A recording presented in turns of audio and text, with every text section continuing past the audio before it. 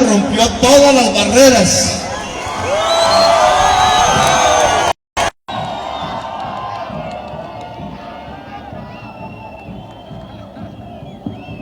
Hoy ya, después de visitar al Papa, que nos dijeron por ahí que era una mentira, como si se pudiera mentir en ese tipo de cosas, como si la nunciatura no fuese a aparecer a decir, oiga, Petro no está diciendo la verdad. Después de ir allá en una audiencia privada, de la que solo puedo comentar realmente mis inquietudes frente al Santo Padre, la necesidad de la paz en Colombia y de un esfuerzo aún mayor, y la necesidad de una lucha a fondo contra la crisis climática, nos venimos, y esta es la primera manifestación después de esa reunión, aquí en Tunja.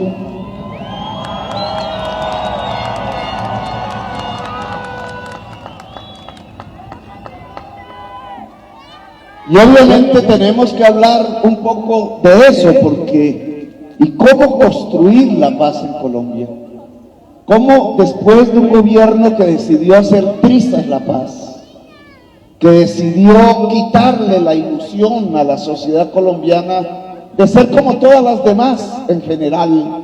Son muy pocas las sociedades que en el mundo han decidido caminos de violencia y lo hacen es por cortos plazos. Colombia lleva en realidad 2 siglos de violencia perpetua.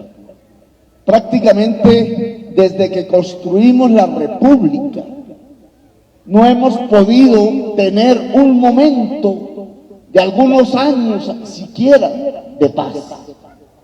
De alguna manera u otra, y quizás como un caso único en la historia de la humanidad, la sociedad colombiana no ha podido reencontrarse consigo misma de tal manera que pudiera permitirse, no digo el lujo, sino la normalidad de convivir, de vivir en paz. Y yo creo que ese tema de poder convivir en un territorio tan hermoso como el territorio colombiano es un tema que precisamente tiene que debatirse a lo largo y ancho del país en un debate electoral como el que ya estamos viviendo. La verdad no entiendo este poco de candidatos y candidatas que han salido dedicados a pelearse entre sí. Esta mañana vi a la Cabal diciéndole mamerto a Duque y dije, mierda, esto sí se fregó. Se fregó.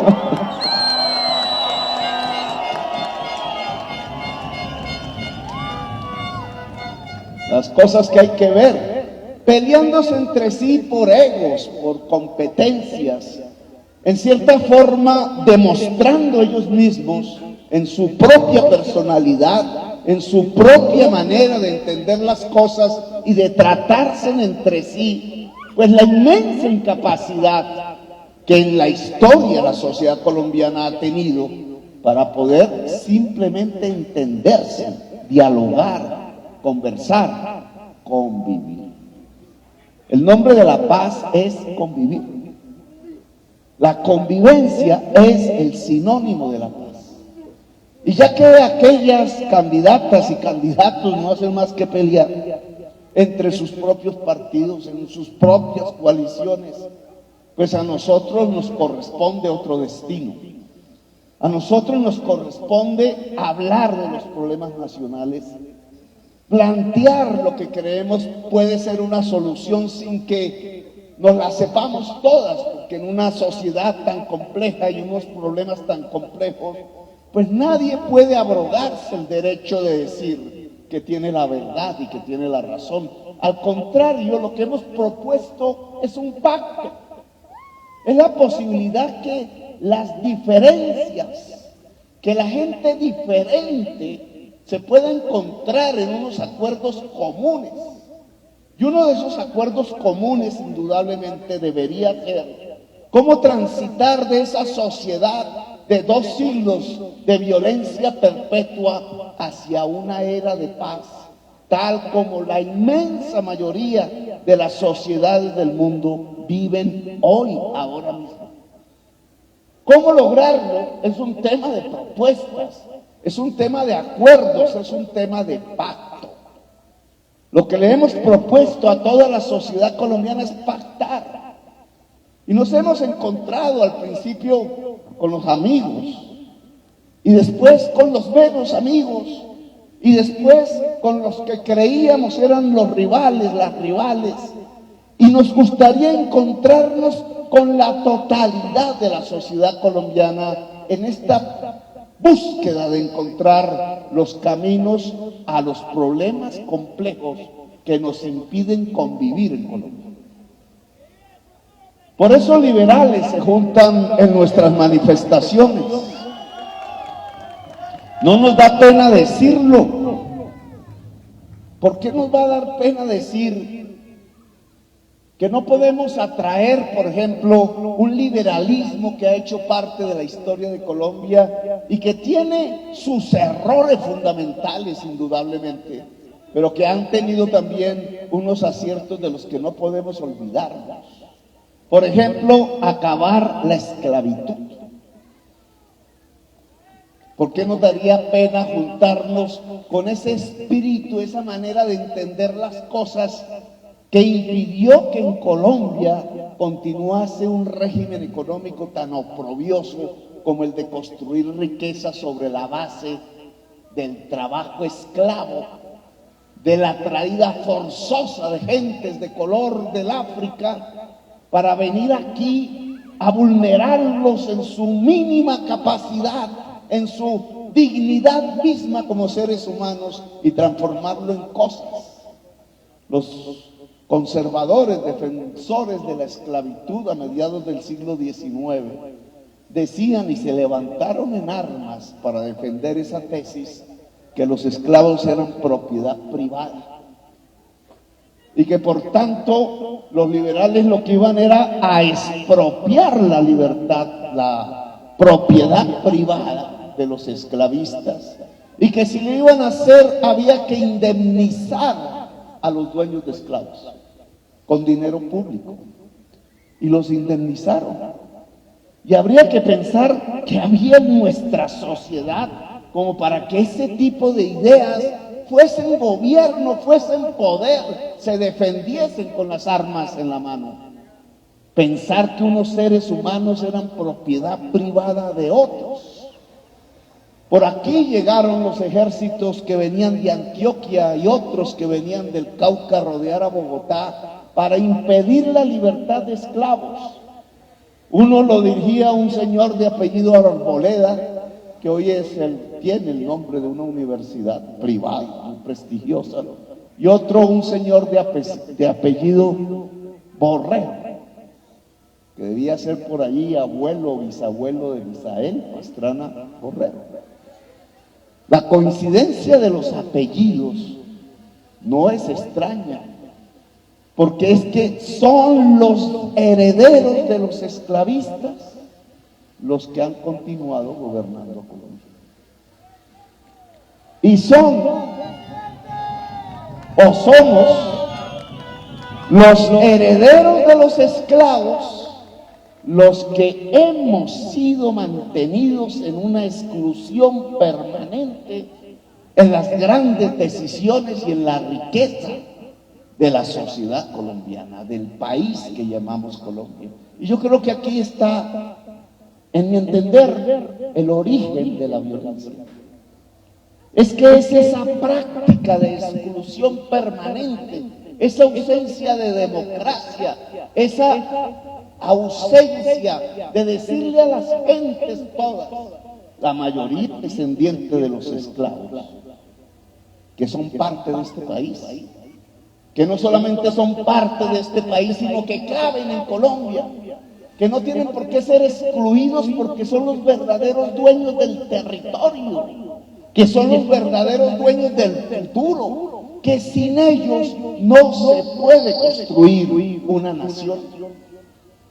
La exclusión permanente Durante estos 2 siglos de las mayorías de colombianos y colombianas, exclusión durante tanto tiempo que ya muchísimos de esos mismos excluidos creen que es normal, creen que es que así se vive, creen que así es el mundo. Decían los esclavistas en Antioquia, los esclavos, ojo con esos liberales, masones que los quieren liberar. Porque es que es mejor vivir de esclavo, porque hay comida, a irse a las calles a mendigar la comida siendo libres. Y con eso intentaban que los mismos esclavos defendieran la esclavitud. Y los hubo gente esclava que alistada en los ejércitos de los esclavistas salió armas al hombro a luchar en contra de la libertad de los esclavos, es decir, en contra de su propia libertad. Algo parecido ocurre hoy. Partes de la sociedad excluida aún siguen aplaudiendo el que se les excluya. Aún sigue pensando que el orador, aquel que dice que es necesario tener derechos y garantizar los derechos, es un populista. ¿Cuándo se ha visto que una sociedad que demanda los derechos que existen por el simple hecho de ser seres humanos son populistas? El derecho a la educación, el derecho a la salud, el derecho a vivir. Y sin embargo, fíjense ustedes que no hace mucho, algunos meses, salieron miles, decenas de miles, quizás centenares de miles de jóvenes, nuestros hijos e hijas, a pedir ser dignos, a exigir simplemente la dignidad como una respuesta genuina de la vida, a exigir el derecho a existir. ¿Y cuál fue la respuesta? La respuesta, por una parte, fue dispararles directo a los ojos. Por otra parte fue descuartizarlos, quemarlos. Por otra parte fue aprisionarlos. Por otra parte fue desaparecerlos. Por otra parte fue encarcelarlos. ¿Qué tipo de régimen? ¿Qué nombre se le podría dar al régimen que persigue a su propia juventud, es decir, que trata de destruir a sus propios hijos e hijas simplemente porque exigieron el derecho a ser dignos, el derecho a vivir?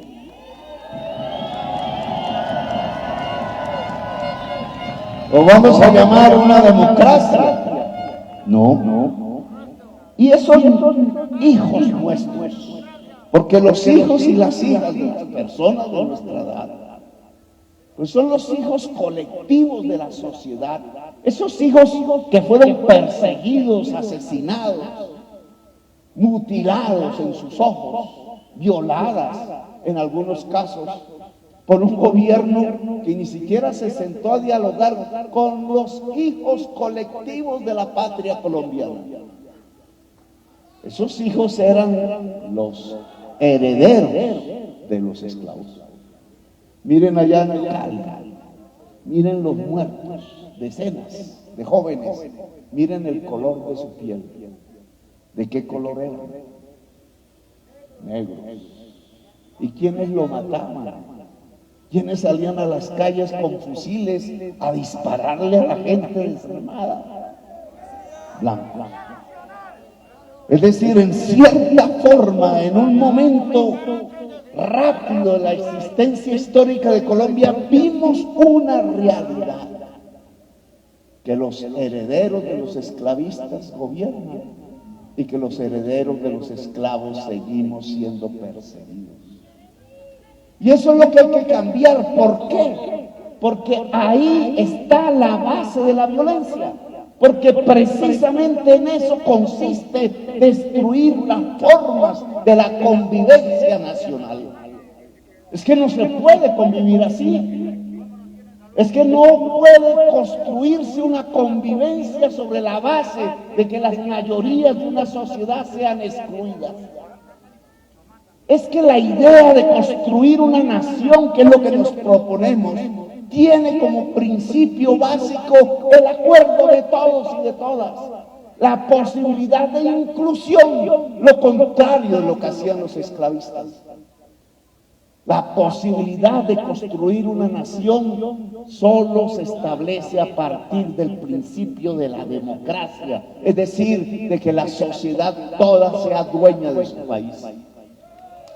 Y aquí, en cierta forma, la manera como nosotros proponemos construir la paz de Colombia no es exactamente, aunque hay que acordarlo, no es exactamente un acuerdo entre gente armada. No es una cúpula de gente vestida de verde oliva y otra de verde oliva sentados escribiendo en unos papeles cómo no matarse entre sí. Importante puede ser, hay que cumplir los acuerdos, pero la verdadera paz de Colombia no se hace entre los armados. Se hace entre los y las desarmadas. Se hace entre la sociedad colombiana. La verdadera paz de Colombia es un pacto histórico.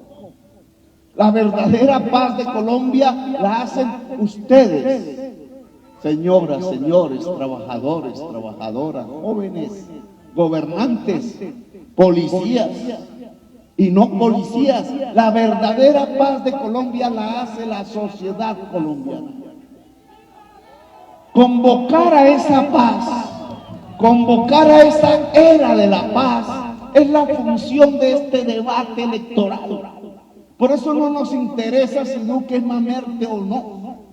Por eso no nos interesa si la Cabal tiene la razón o no. Deberían tomarse un tinto y darse un abracito. Y alistar las maletas, porque los que vamos a gobernar somos nosotros.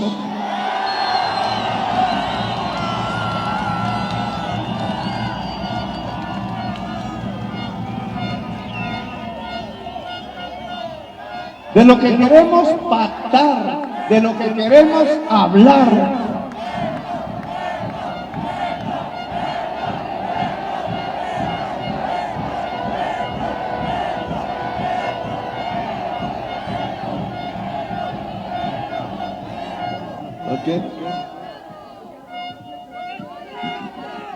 De lo que queremos hablar es de cómo hacer la paz de Colombia.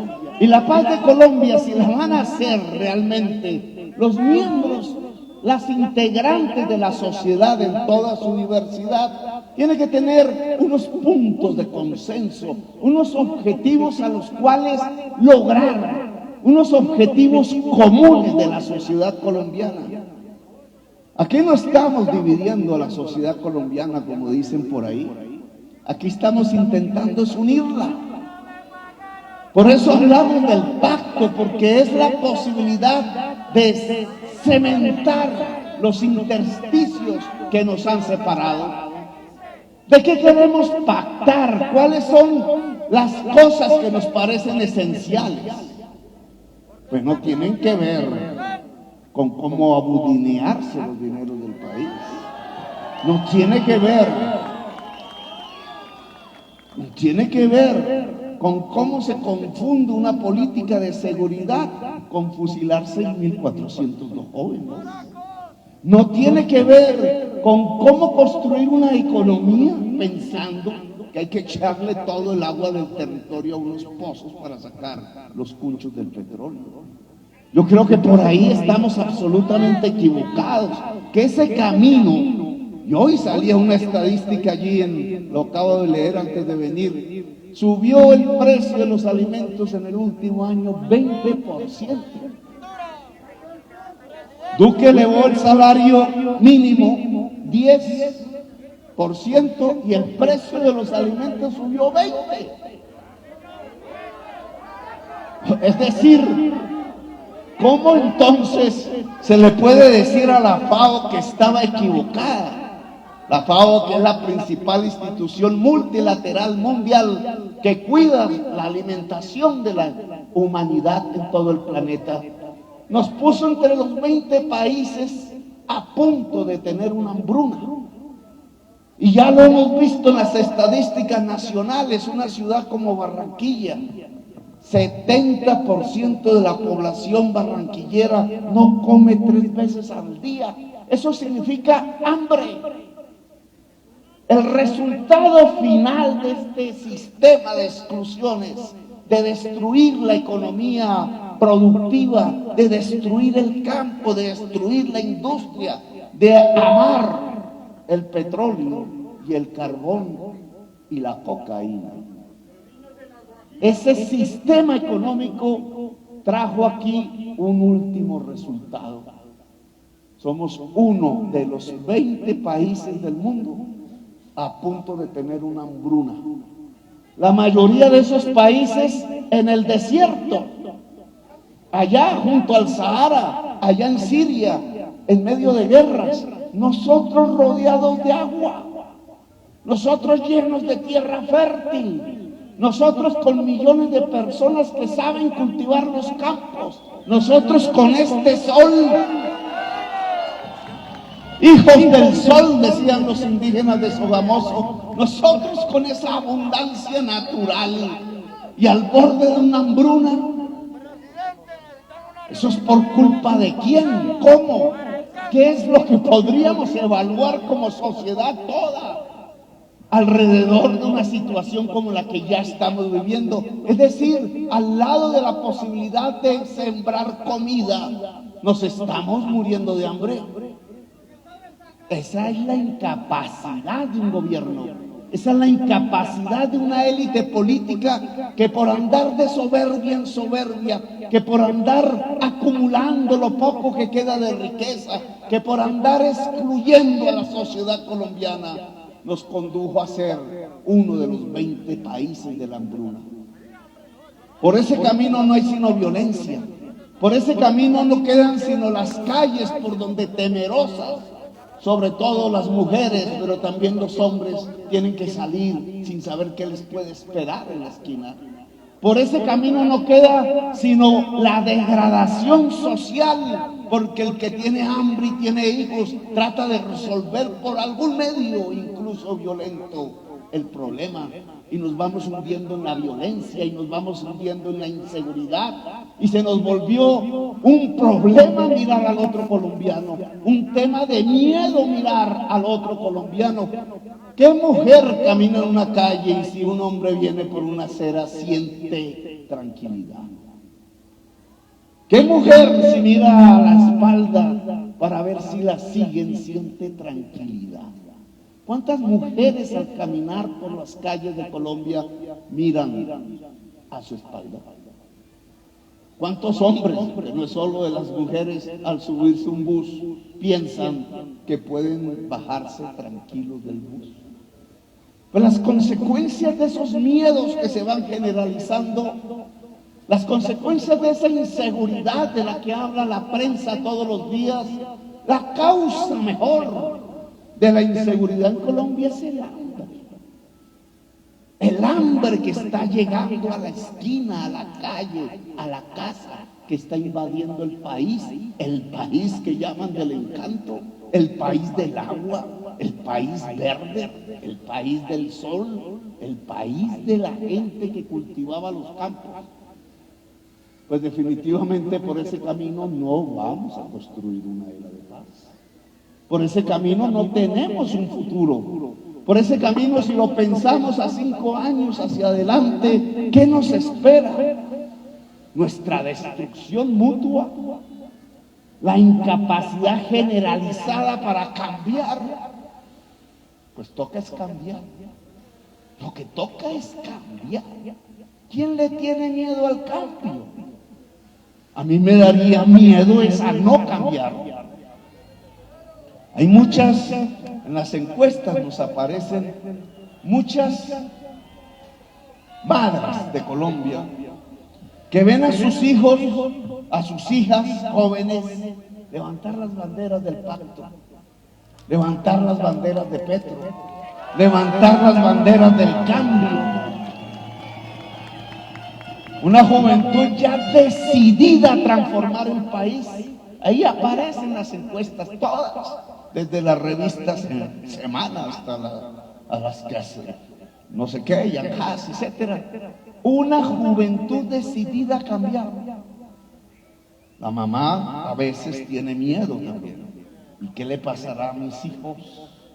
¿Y qué le pasará a esta juventud si sale a las urnas de manera masiva a cambiar la historia de Colombia? ¿Qué podrá ser de su destino? Y yo tendría que decirles que tratemos de tranquilizarnos, porque el cambio no es lo que atemoriza en Colombia. Lo que atemoriza en Colombia es no cambiar. Lo que peor podría sucederle a la juventud de hoy es que este país siga igual. Porque los llevaría como hace unos meses a las movilizaciones, los llevaría a que un Estado no puede comprenderlos, los llevaría a que un gobierno decide asesinarlos. En el gobierno de Petro jamás un arma pública se levantará contra un joven o una joven de Colombia.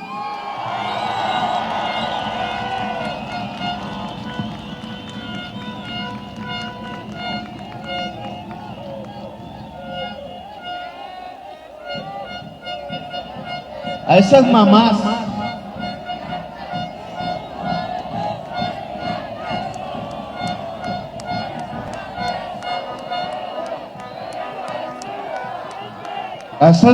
que yo entiendo, porque cuando era joven también mi mamá sentía miedo, y había por qué sentir miedo, porque me iba a intentar cambiar el mundo en unas circunstancias que eran dificilísimas y que me llevaron a la tortura y a la clandestinidad. Como no iba a tener miedo mi mamá. Y aún así se mantuvo firme, se mantiene firme. A esas mamás de esta juventud progresista que hoy nos acompaña, yo les mando un mensaje. Haremos todo el esfuerzo de un cambio tranquilo, pacífico, alegre, que haga vivir la juventud de Colombia. Buscaremos todo el esfuerzo de concertar hasta quien no se cree. Ayer creo que Uribe decía: ay, Petro, me toca meterme a su grupo para que no diga paraco, no me digan paraco.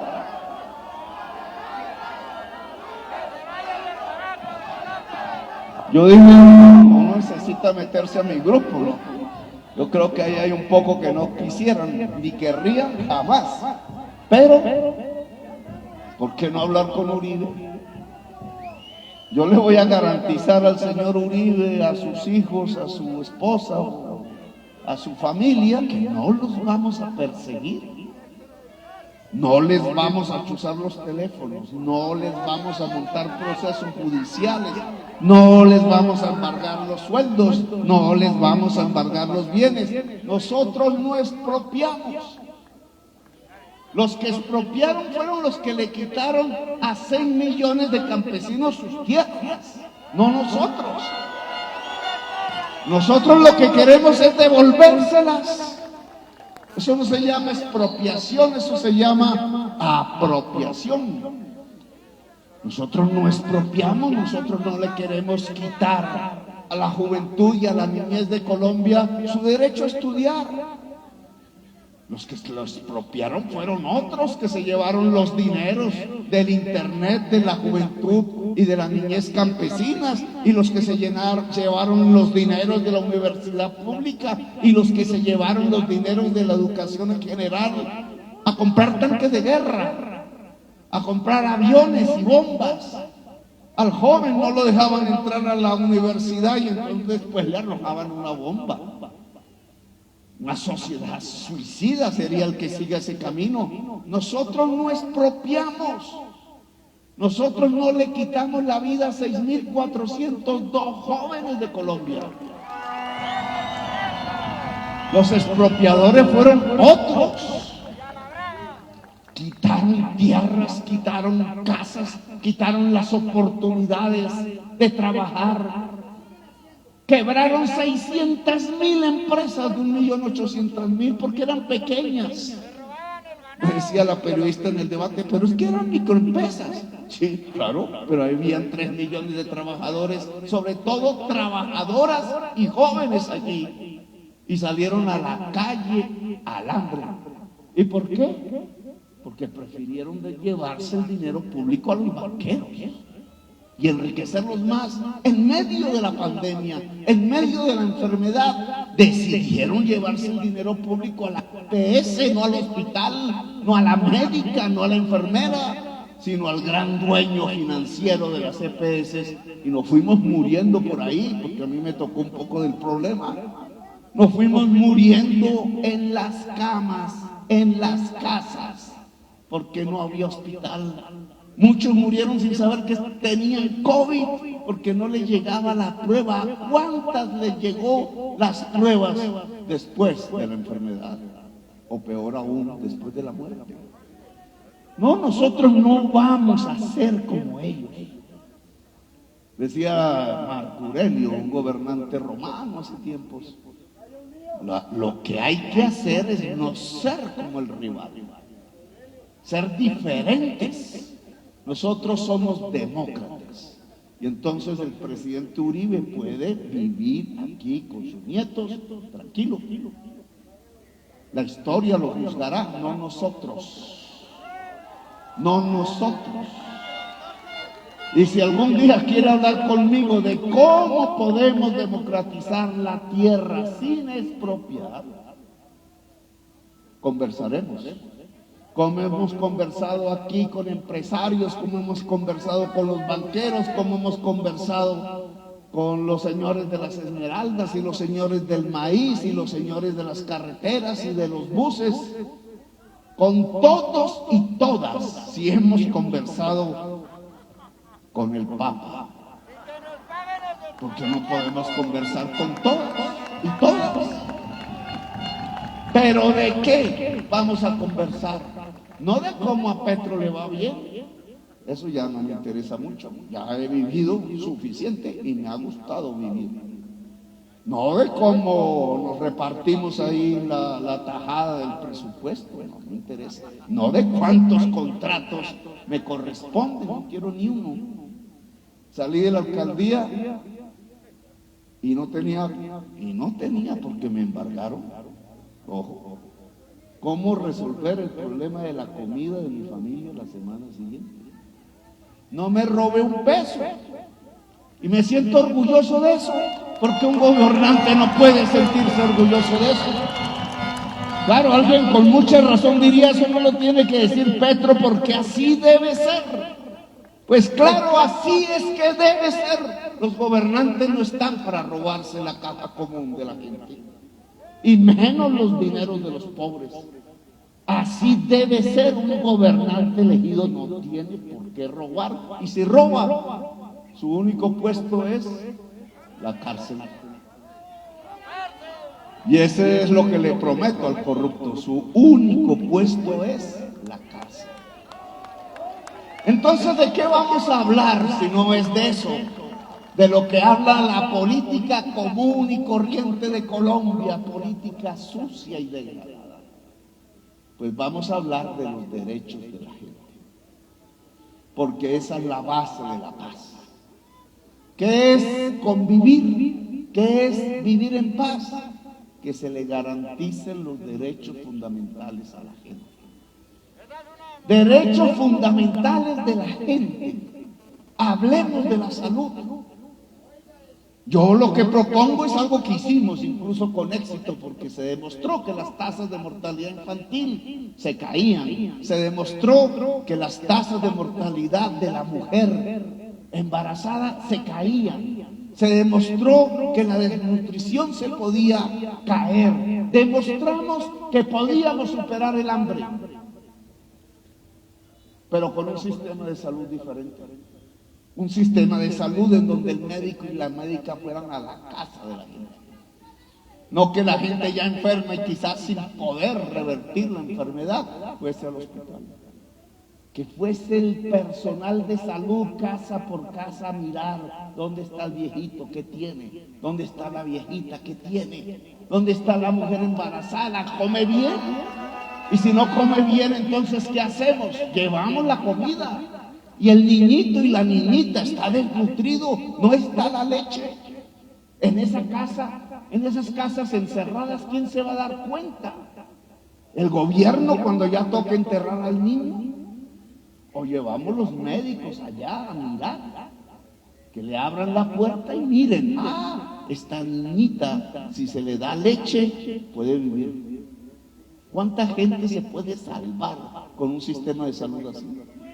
Se le llama sistema de salud preventivo. Lo hicimos cuando yo goberné 4 años y demostramos que sirve. Claro, no se llama EPS, claro, ahí no hay negocio, ahí no hay mercancías que se venden, no estamos vendiendo nada, que se compra, no se está comprando nada, se está viviendo y ejerciendo el derecho fundamental a la salud.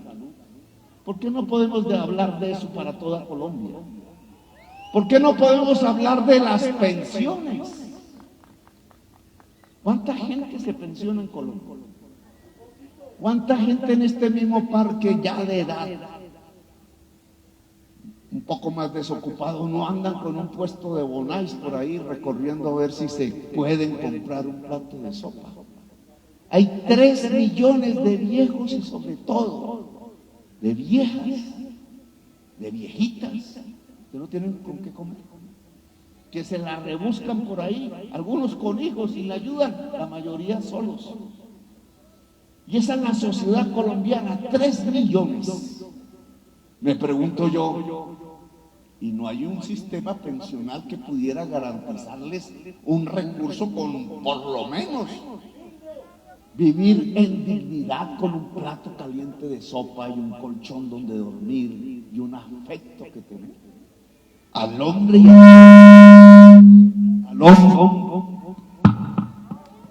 al hombre y a la mujer que dedicaron toda su vida al trabajo, a sostener esta sociedad y a construir este país. No se puede.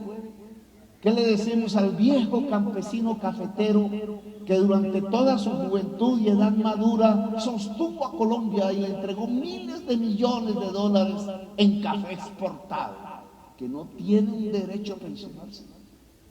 ¿Podríamos llamar justicia a eso? Alguno de los candidatos que por lo menos se atrevió a hacer alguna propuesta, porque hasta ahora el debate no propone, pero ese se atrevió, entonces dijo, no, hay que quitarle a los pensionados que más tienen para darle a los que no tienen pensión.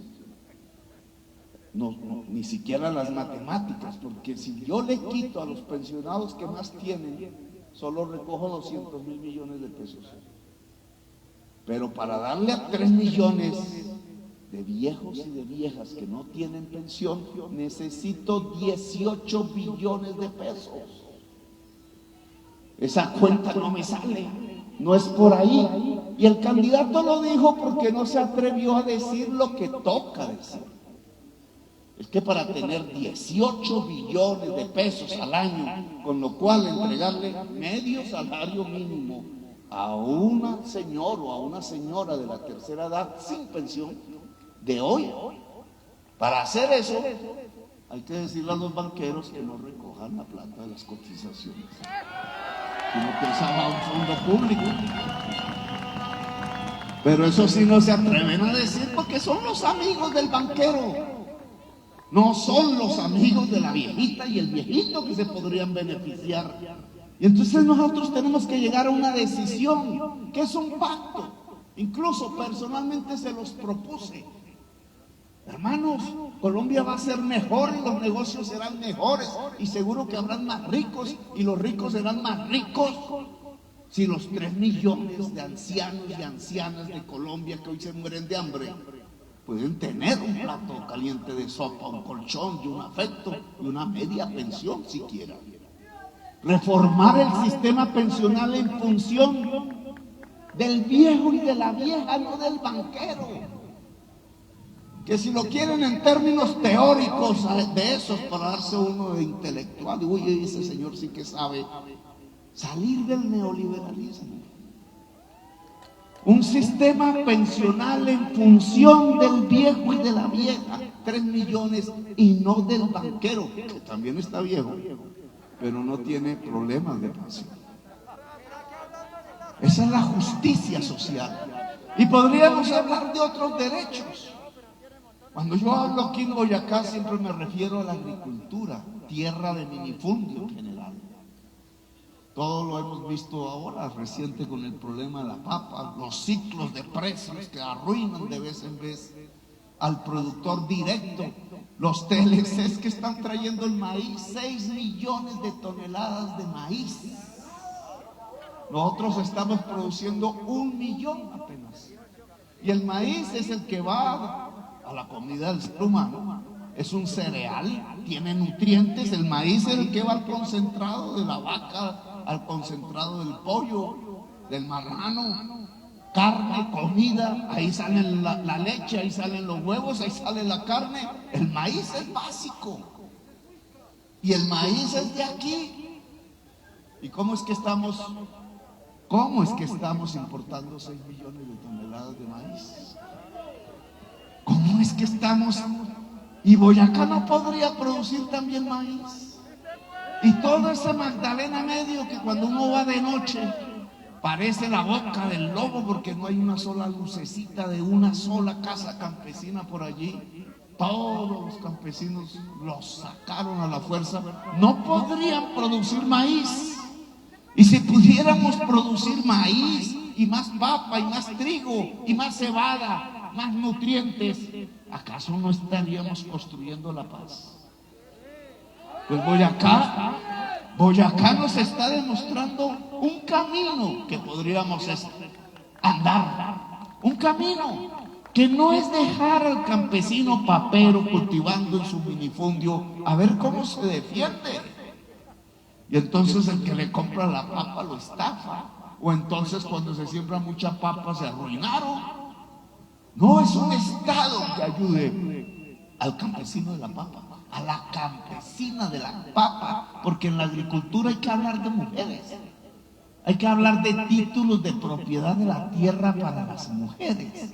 Hay que confiar en que la mujer campesina, las mujeres campesinas podrían incluso ser muchísimo más poderosas en ese arte de brindarle a la sociedad colombiana su cuidado en la alimentación.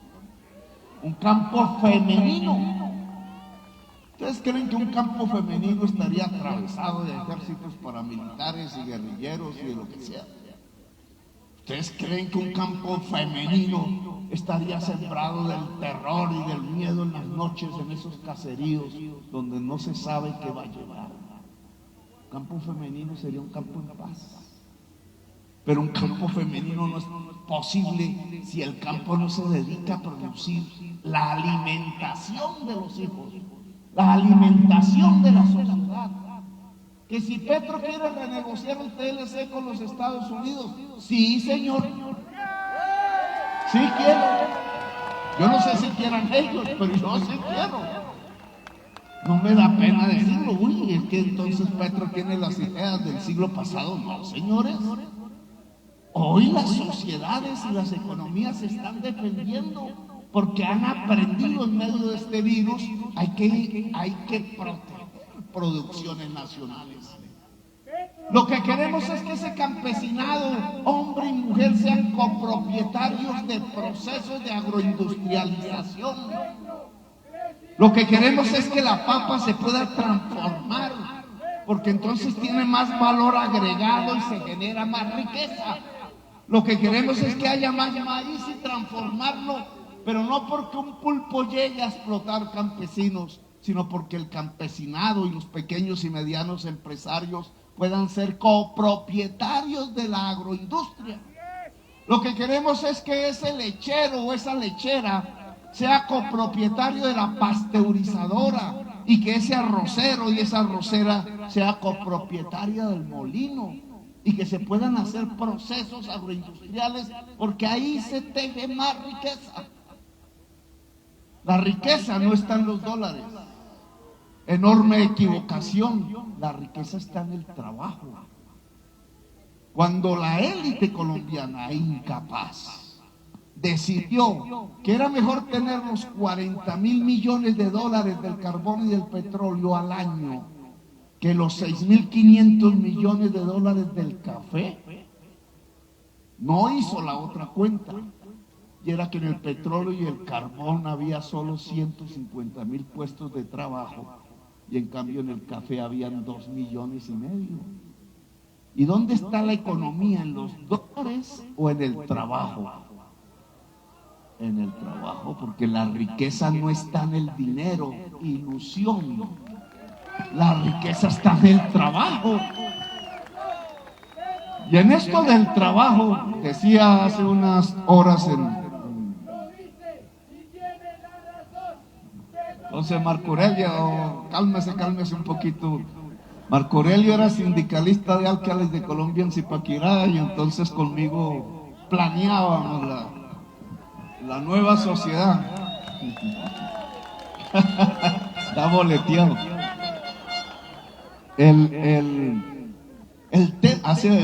Hace 2 horas en una conferencia decía, esa agricultura que tenemos que fortalecer, porque ahí está la riqueza, puestos de trabajo, esa agroindustria, esa industria que aquí se estableció, que hasta alcanzamos a armar carros.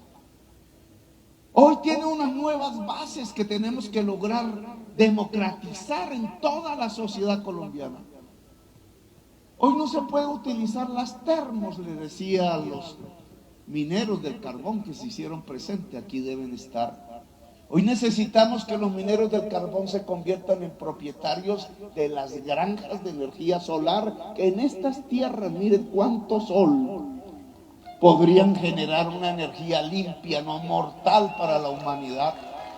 Antes de esperar que el mundo cierre las minas del carbón y la gente quede aguantando hambre, ¿por qué no lo hacemos desde allá? ¿Cómo sería este corredor industrial si pudiéramos combinar la energía limpia del sol, la conectividad de la fibra óptica y el conocimiento de toda la juventud? Y el conocimiento de toda la juventud, tanto el académico en ciencias como el de la sensibilidad en artes, es la base de la riqueza de hoy. Lo he repetido en 1,000 plazas, es que el trabajo del siglo XXI ya no es muscular, sino cerebral. Y el alimento del cerebro, que necesita del alimento de los músculos, que es la comida, es esencialmente el saber, la educación.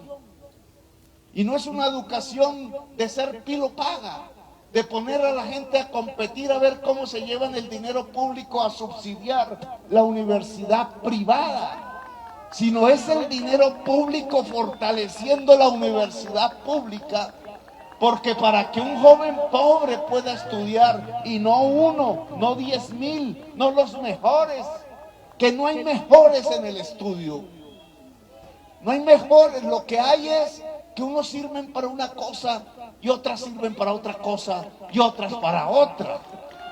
No todos pueden ser matemáticos, ni quieren.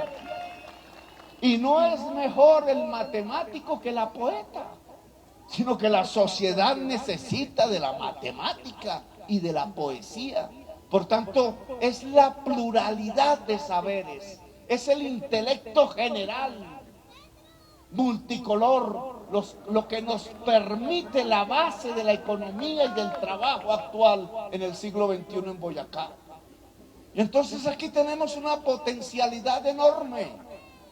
Tenemos aún el agua, tenemos el sol, tenemos la gente que sabe trabajar las tierras, tenemos la experiencia de una industria y tenemos la juventud que, si pudiera estudiar libremente lo que se le dé la gana en cualquier universidad pública en este territorio, podría sentar entonces las bases de la riqueza. Las bases de la riqueza. Las bases de la riqueza, decía el filósofo Pambelé, es lo que permite acabar la pobreza. Él no estaba equivocado en su pensamiento. ¿Cómo se supera la pobreza? Pues siendo rico, decía él. Es mejor ser rico que pobre. Pambelé tenía la razón, pero ¿cómo se construye la riqueza? Y entonces aquí es con las condiciones para poder trabajar. Porque si la riqueza es el trabajo, y el trabajo es esencialmente cerebral en el siglo XXI, entonces a la sociedad hay que darle las condiciones para poder trabajar, que es la forma de generar la riqueza y superar la pobreza. Y esas condiciones son tierras, claro, y son fibra óptica, claro, que es la nueva tierra del siglo XXI. Y esas condiciones son educación y arte, claro, porque son las nuevas condiciones del trabajo. Y esas condiciones son capital, la posibilidad de obtener los créditos, de que el campesinado pueda obtener créditos